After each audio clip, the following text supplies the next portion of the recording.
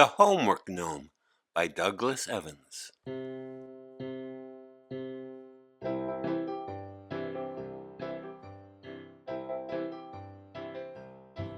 So you think that your homework never makes any sense, but your nightly workload tends to be immense. While the Homework Gnome has a deal for you, never again will you have homework to do. The tall teacher sat at his desk reading from his assignment book.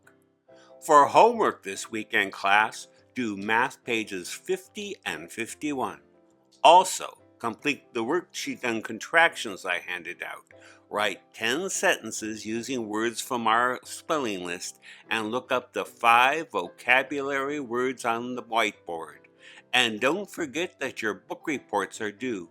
Oh yes, also work on your social studies projects, cut out news articles for current events, and collect some fall leaves for our art project. Did everyone get that? Good. Have a fun weekend. You are excused. The third graders rose from their seats. They retrieved their backpacks from the coat closet and began stuffing them with math books, spelling books, reading books, dictionaries, and binders. They also packed their lunch boxes, library books, water bottles, notices for parents, baseball mitts, and recorders to practice for music. No wonder most of them grunted when they hoisted the backpacks onto their shoulders. Hari stood by his desk in the fourth row. After loading his leather pack, he heaved it onto his back, tottering under the weight. "This thing must weigh more than I do," he said. "My spine will be curved like an S. My shoulders will be stooped forever. I'll have back trouble before I'm 10, all because of homework." The tall teacher looked up from his desk. "Hari, may I have a word with you?" he said. Pulling the backpack straps with his thumb, Hari lumbered to the teacher's desk. "Hari, according to my records, you didn't turn in Tuesday's homework," the teacher said solemnly. Hari shifted the load on his shoulders. "Well, you see, that night I put my homework papers in my pants pockets," he said. "My mom washed my pants and my homework ended up looking like cream of wheat." The teacher frowned. "But you didn't turn in your homework on Thursday either." "Well, you see, I did my homework on the computer that night," said Hari. "Our computer crashed and my homework vanished into cyberspace." The tall teacher's ears glowed red. "You also didn't turn in your homework this morning," he said. "Well, you see," Hari began. "Hari, no more excuses," said the teacher. "From now on, you'll get your homework done on time. Monday morning, all the homework I just assigned will be on my desk. Done, finished, completed. Understand?" Hari resisted the urge to make an excuse about the weekend and nodded. Bowed forward, head tilted down, he trudged out of the classroom, muttering to himself, "Homework makes no sense to me. Why must we do schoolwork at home after spending 7 hours doing schoolwork in school? Teachers don't even expect kids to like homework. That's why they call it home work." By this time, the hall was empty. Halfway down, a drinking fountain stuck out of the wall. Hari stopped for a drink. The weight of his backpack tipped him to one side as he bent toward the faucet. He had taken only one gulp, however, when a low voice by his feet startled him. "Hey, buddy, take that load off your shoulders. Want to make a homework deal?" Hari looked down. On the wall underneath the fountain was a vent covered by a wire screen. "Come down here, buddy," the voice said. "I have an offer you can't refuse." Yes, it came from the vent. "How would you like it if you never had to do homework again?" How could Hari resist? He plopped his backpack on the floor and dropped to his knees. A warm breeze blew back his hair as he leaned toward the vent. "Who are you?" he whispered. "What do you mean by a homework deal?" As Hari spoke, The screen swung open. Sitting inside the square hole, his back against the side with his legs crossed, was a chubby man the size of a math book. He was bald with pointy ears and, judging by his wrinkled face, very old. Dust covered the gray trousers and long gray apron that he wore. Small raisin eyes shifted from side to side as the little man talked. "Yes, buddy. That's why they call me the Homework Gnome." "The Homework Gnome!" Hari exclaimed. "But I've never heard of you. What do you do?" The man linked his hands behind his head. The tips of his ears wiggled. "You see, buddy, I live down in the warm, humid boiler room of this school," he replied. "I do homework for any student who's willing to pay the price." "The price? Why, I'd give anything to have someone do my homework for me," said Hari. A grin crossed the gnome's round face. "The price, my boy, depends on the homework you need done. Workbook sheets are the cheapest. Social studies and science projects are a bit more. But if you want me to write an essay or book report, expect to pay a premium." Hari unzipped his backpack and pulled out some books. "See, I have tons of homework to do this weekend, including a book report," he said. "But all I have is 65 cents. Again the gnome's eyes shifted. "Oh, but I never accept money in my homework deals, buddy," he said. "I'll do all your homework if you'll lend me another type of cents, one of your 5. Hari blinked, gulped, and rubbed his ears. Had he heard right? "You mean like my seeing, tasting, feeling, hearing, and smelling?" he asked. "We learned about the 5 senses in science." The gnome nodded. "Here's the deal.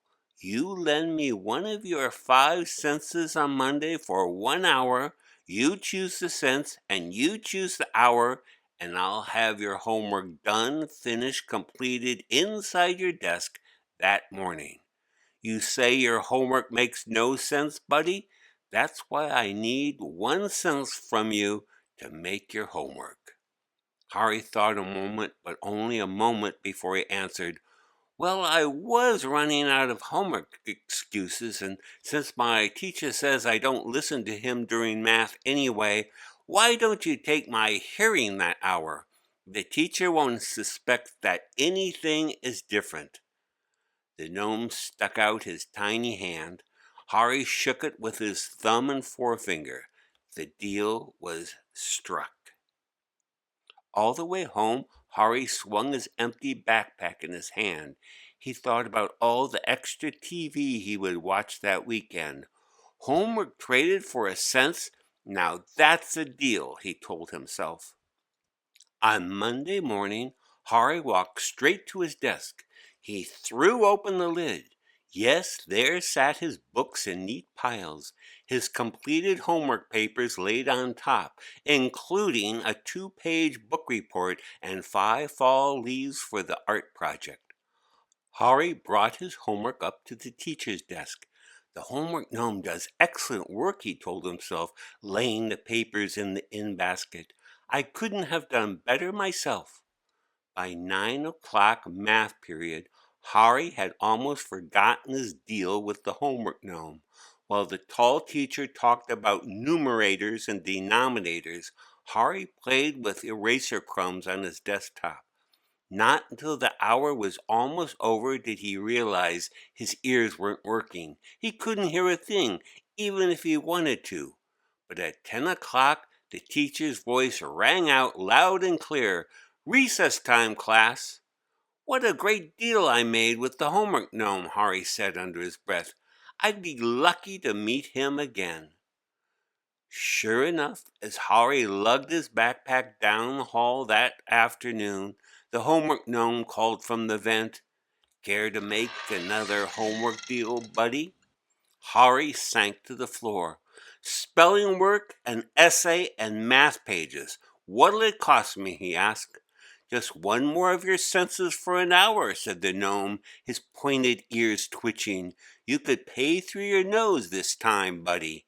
Hari nodded. Sure, you could have my sense of smell during spelling time. I never need to smell while I spell.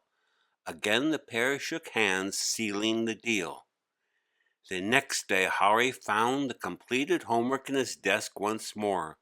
Spelling period came, and while Hari rifled through his desk for his spelling book, Kate, who sat nearby, threw up on the floor. Ooh, went the third graders. They held their noses and gagged as Kate rushed from the room. Hari took a deep breath. Can't smell a thing, he boasted. How pleased he was with his second homework deal. After school, the gnome called to Hari a third time. Another deal, buddy? Another one of your senses for completed homework? I have a social studies project due tomorrow, Hari explained. I need to make a model of a Sioux teepee. Are you any good at making models? Social studies projects are my specialty, the homework gnome replied. State maps made with paper mache, forts from toothpicks, or log cabins constructed with sugar cubes. I can do them all. Each of my projects comes with a guaranteed A grade. Hari was already thinking about the TV programs he could watch after school. Then you can have my sense of taste during handwriting tomorrow, he said. To Hari's delight, a teepee made with real sticks and animal hide and painted with authentic Sioux symbols sat on his desk the next morning. During handwriting, he sucked on the end of his pencil, tasting nothing. Yes, life after school has never been better, thanks to the homework gnome, he told himself. Hari's next deal was to exchange his homework for his sense of touch during lunch. As he sat in the cafeteria, his legs and arms fell asleep. Milk dribbled down his chin when he drank, and bread crumbs dropped from his lips when he ate. Maybe this time the homework trade wasn't such a good idea, he mumbled. But no sooner had Hari said this than Richard slugged him on the shoulder. Didn't even hurt, Richard, Hari said, smirking. Do it again. Go ahead. Hit my other shoulder. And that made the entire deal worth it. The next trade was even trickier. How could Hari give up his fifth sense, his eyesight, for an hour at school? But as he walked down the hall that afternoon, he remembered tomorrow was Friday, and on Friday the class had health. Last week during health, the teacher showed a video called Brushing Your Teeth, he told the gnome. I slept through the whole thing. Maybe tomorrow I won't need to see that hour either. For the fifth morning in a row, Hari turned his homework in on time. This week's health video was called The 5 Food Groups, and while it played, Hari took a refreshing nap. He never even knew his eyesight was gone. But when school was out, Hari was worried. After dropping his extra heavy backpack by the vent, he said, Homework, gnome. This weekend I have a ton of homework, but I'm out of senses for a trade. The gnome's black eyes flashed and the tips of his ears wiggled. I know, buddy, and weekend homework is costly, but you do have another sense, one you never learn about in science. Hari unzipped his backpack. Take whatever sense you want as long as I don't have to do this homework, he said. You can have it during current event time on Monday. Monday morning came. By now, Hari was so used to having his homework done for him, he dropped it in the in-basket without a glance. Time for current events, the tall teacher announced. Who has some news to report? As his classmates talked about what was happening in the world, Hari sat wondering what would happen to him. What sense would the homework gnome borrow this time? So far his vision, hearing, tasting, touching, and smelling worked fine. At the moment, Kate was reading about hailstones the size of softballs that fell in Iowa. Harry was half listening when he did something he had no idea why he did. He stood on a chair and announced, "Ladies and jellyfish, I'm Harry, the third grade daredevil. I flirt with danger, I laugh at injury. I'll now cross the classroom without once touching the floor." The class went dead quiet. All heads turned towards Harry, who had climbed onto his desktop. "Get down from there before you topple over, Harry," the tall teacher said. "Nonsense," Harry declared, and he jumped onto Morgan's desk, twirled, and leaped onto Kate's. "Harry, what's gotten into you?" said the teacher. "Have you lost your senses?" "The cow jumped over the moon, and the dish ran away with the spoon," Harry shouted. From Kate's desk, he leaped onto George's, twirled again, and sprang onto Joey's desk in the front row. Finally, he jumped onto the tall teacher's large metal desk. From there, he reached up and began swinging from the overhead light fixtures. "I'm Harry, the third grade daredevil," he repeated. "I flirt with danger. I laugh at injury." The tall teacher's ears had never been redder. "Harry, get down from there at once. You're going to fall. Use your common sense." The words struck Harry like a dodgeball. He dropped onto the teacher's desktop and checked the clock. Now he understood. Now he knew why he was saying and doing such senseless things. The homework gnome had indeed borrowed another of his senses, one that Harry had forgotten all about, his common sense. Crouching, he pulled his homework from the in basket and waved it in the air. "I can't use my common sense, teacher," he said. "I traded it to a gnome who does my homework for me. I haven't done my own schoolwork all week."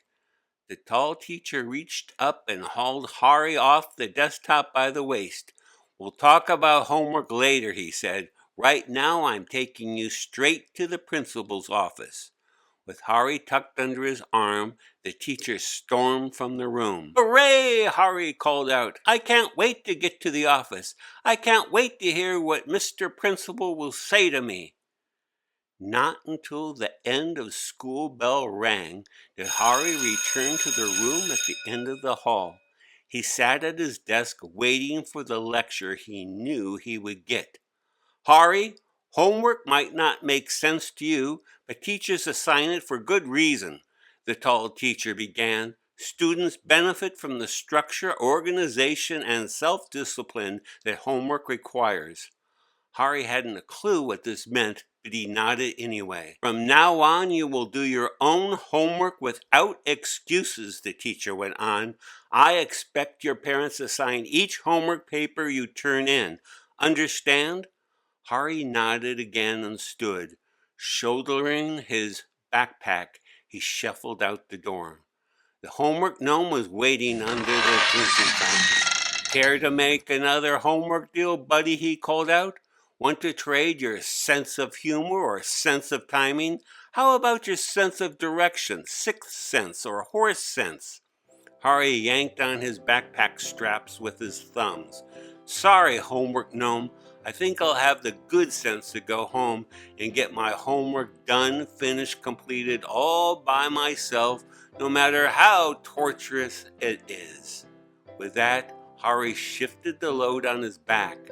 Then, bowed forward, head lowered, he continued down the hall.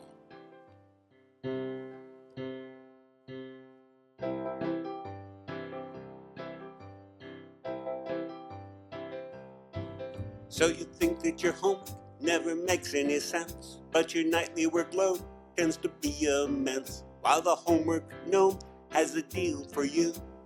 Never again will you have homework to do. Make a homework trade with the homework gnome. Why do you do your schoolwork when you're at home? Trade your sight, sound, smell, taste, and what you feel. 1 cent for an hour, that's a real deal.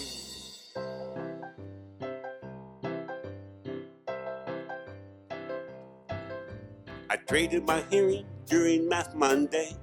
I never listened during math anyway. Tuesday during spelling, I traded my smell. When someone threw up, I couldn't even tell. Make a homework trade with the homework gnome. Why do your schoolwork when you're at home? Trade your sight, sound, smell, taste of what you feel. 1 cent for an hour, that's a real deal.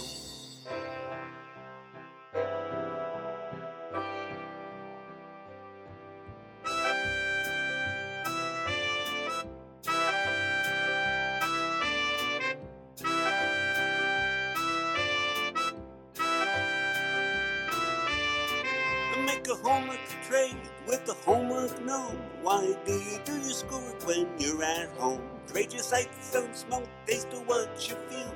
1 cent for an hour, that's a real deal.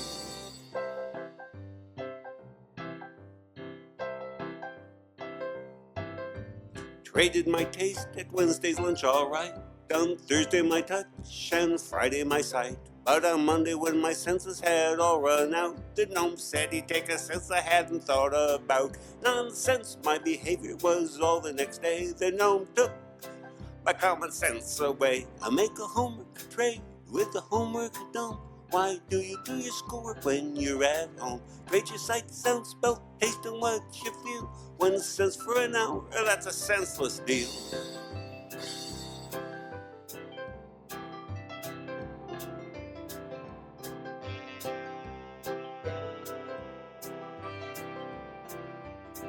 I'll make a homework trade with the homework gnome. Why do your schoolwork when you're at home? Trade your sight, sound, smell, taste, and what you feel. 1 cent